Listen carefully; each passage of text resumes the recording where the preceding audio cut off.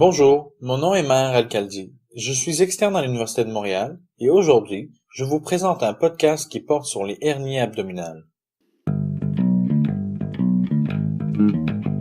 Les hernies abdominales sont parmi les problèmes chirurgicaux les plus communs.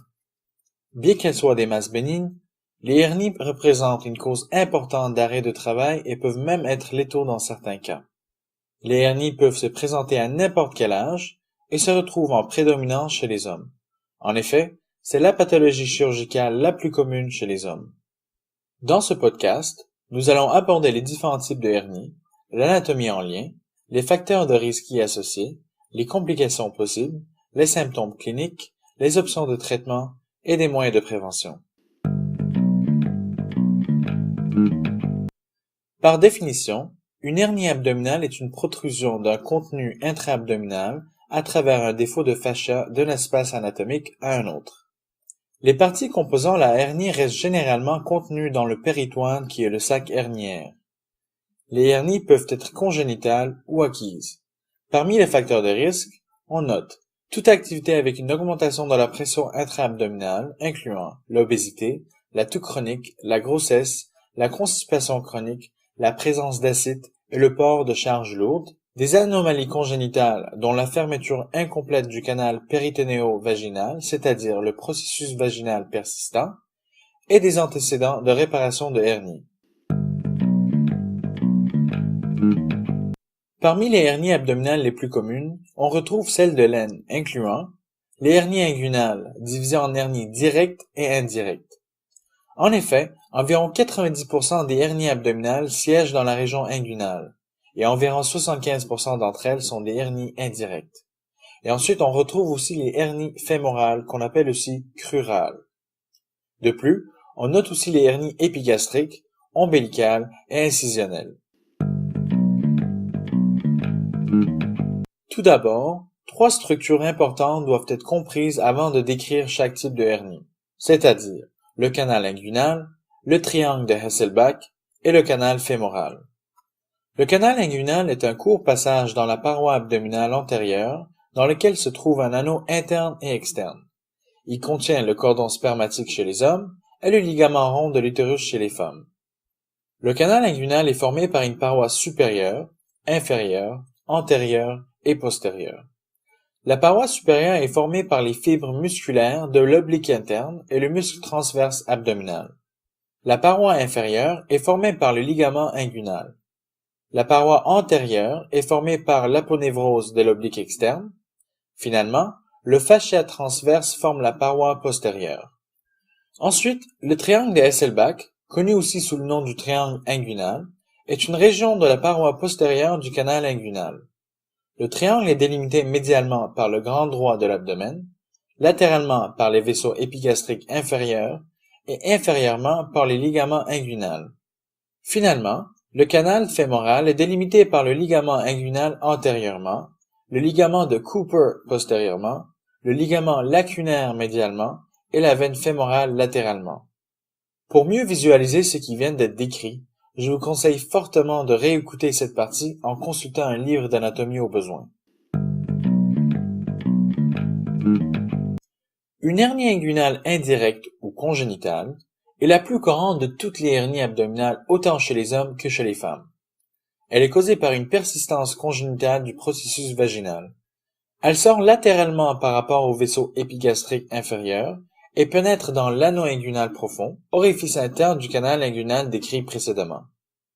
Ce type de hernie traverse le canal inguinal au complet et sort par l'anneau inguinal superficiel, c'est-à-dire l'orifice externe du canal inguinal.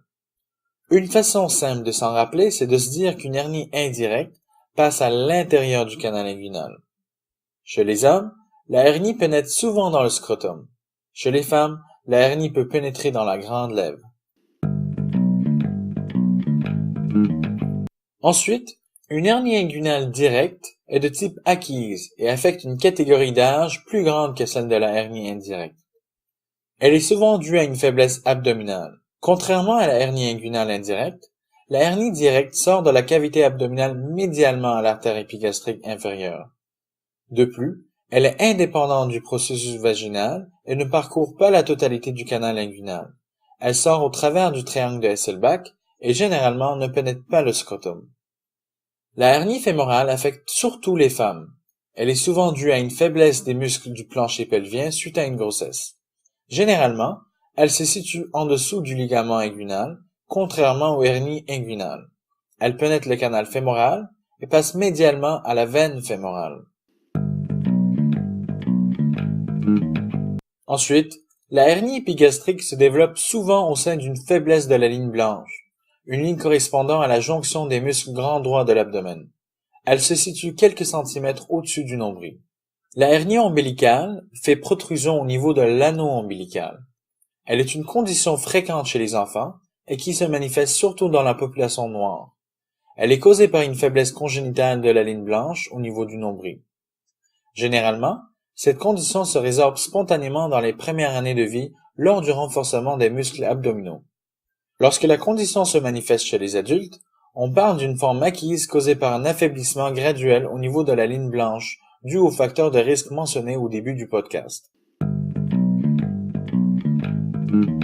La hernie incisionnelle se forme souvent au site d'incision précédemment effectué par laparotomie ou laparoscopie.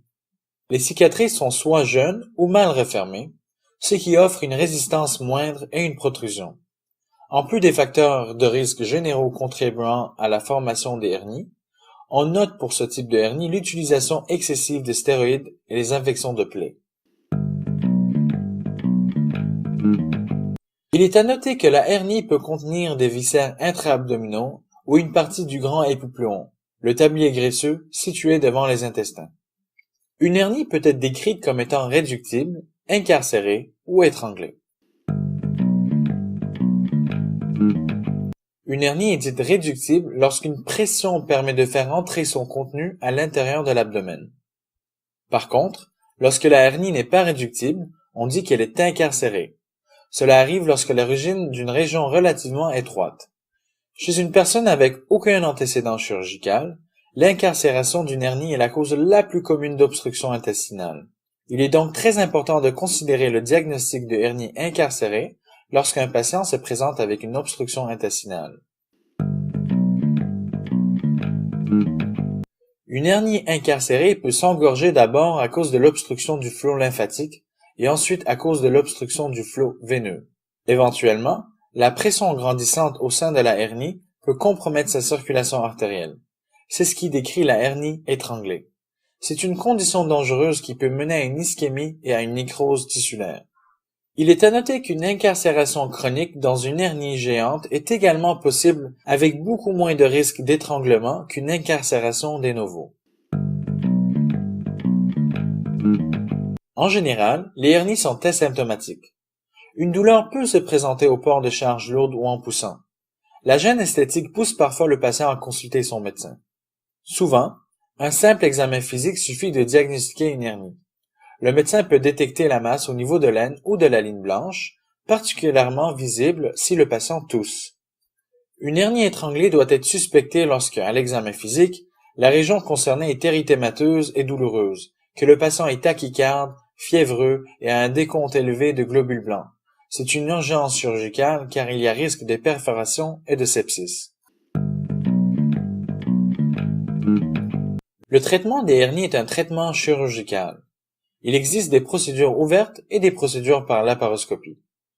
Toute réparation chirurgicale d'une hernie consiste en l'isolement du sac herniaire, l'évaluation de la viabilité de son contenu et la réduction de la hernie à l'intérieur du péritoine. Un filet plat est ensuite placé au-dessus du défaut anatomique. C'est une réparation sans tension sur les muscles, contrairement à une autre méthode de réparation par suture. La réparation par filet est la technique la plus utilisée, sauf lors d'une résection intestinale concomitante. Les hernies inguinales pédiatriques sont toujours opérées. Les hernies inguinales chez les adultes peuvent être réparées si le patient est symptomatique. Par contre, le plus tôt la réparation se fait, le mieux c'est vu le risque grandissant d'incarcération et d'étranglement avec l'âge. Les hernies fémorales doivent être réparées le plus tôt possible, car le risque de complications est assez considérable. Les hernies épigastriques et ombilicales sont opérées si elles sont symptomatiques. Finalement, la hernie incisionnelle est réparée aussi, Mais si le patient est obèse ou présente des comorbidités, il est nécessaire de contrôler le poids ou de traiter les comorbidités en premier avant de procéder à la chirurgie. Sinon, le risque de récurrence des hernies augmente. Pour terminer ce podcast, mentionnons que la prévention des hernies consiste à contrôler le poids corporel, à éviter la constipation chronique et des efforts inhabituels trop importants sur la paroi abdominale. Merci pour votre écoute.